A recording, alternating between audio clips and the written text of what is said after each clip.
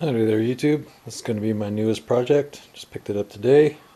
My local Habitat for Humanity restore. And it was a whole $1. It was 50% off $2. No remote, but I don't think that's going to be a problem. Also picked this up the other day. It's kind of the wrong color. But it's a PAS GT helmet. It's the liners. Really nice shape. That was less than 20 bucks. So I was stoked on that.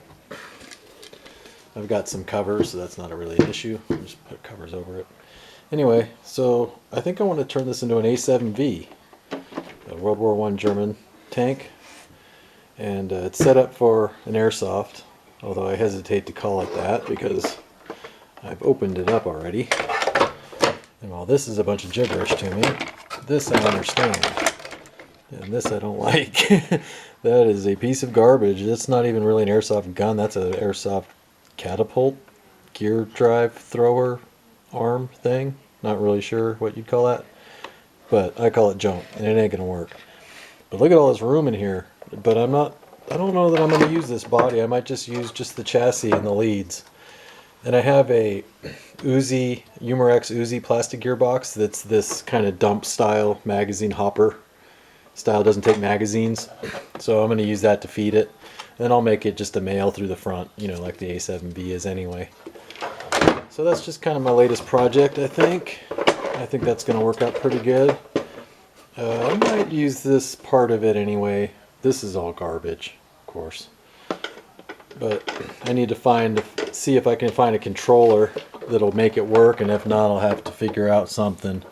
I don't know, there might be some indication on the board, but I've got a couple different swap channel cheap controllers.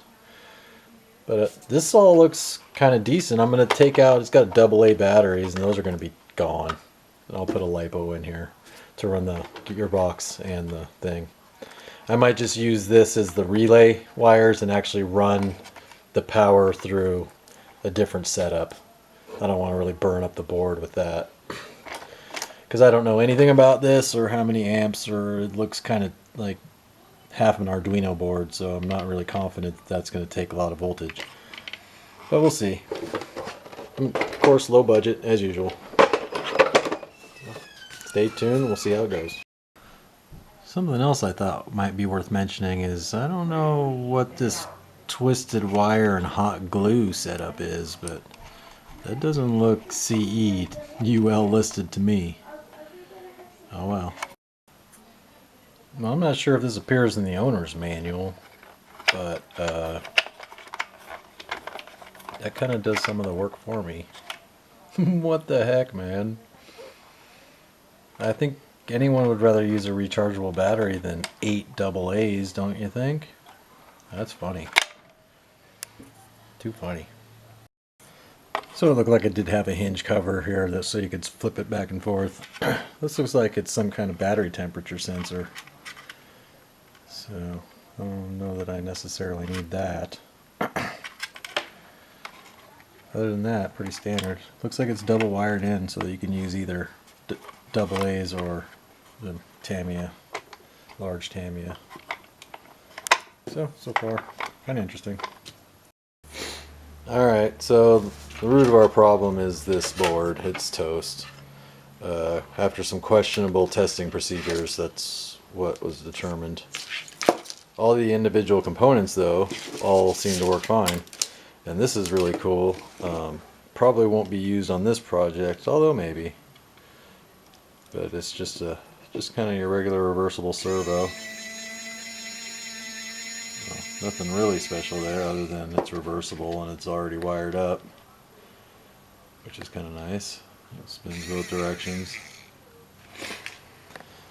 So after that was removed, this switch is fine. I tested the switch. Everything here works fine. You kind of have to you know, move the leads around, which isn't optimal, but really hard to do with one hand.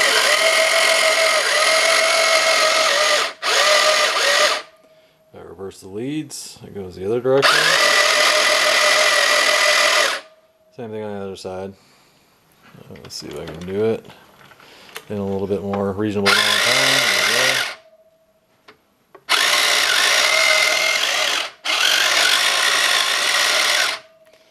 So anyway, I was looking around on the internet, and I noticed that this has got 5 wheels, you know, bogey wheels there, and then 3 return rollers. They look kind of like an American setup. It's got the torsion bar suspension there. It looks like an M41 is what I determined. I could be wrong. Somebody else might know better than me, but I noticed the drive sprocket's a little bit different. This is more of the basket style rather than the tooth star. But I don't know that I'm going to keep it historically accurate, even though that's the closest match. I don't know what I'm going to do. I'm going to do something though. Maybe a Stug. A Stug III would be cool. It's pretty close. It's missing one wheel, but anybody looking that close can get shot by it. Just kidding. Anyway, we'll keep working on it and see what comes out of it. Like I said, it might take a little while to get an ESC, so this might be the end of this episode. Hopefully to be returned. I was kind of disappointed when the ESC was burnt out, but that's easy enough to replace. We'll figure it out. Maybe get a matching controller. So, thanks for watching. See you next time.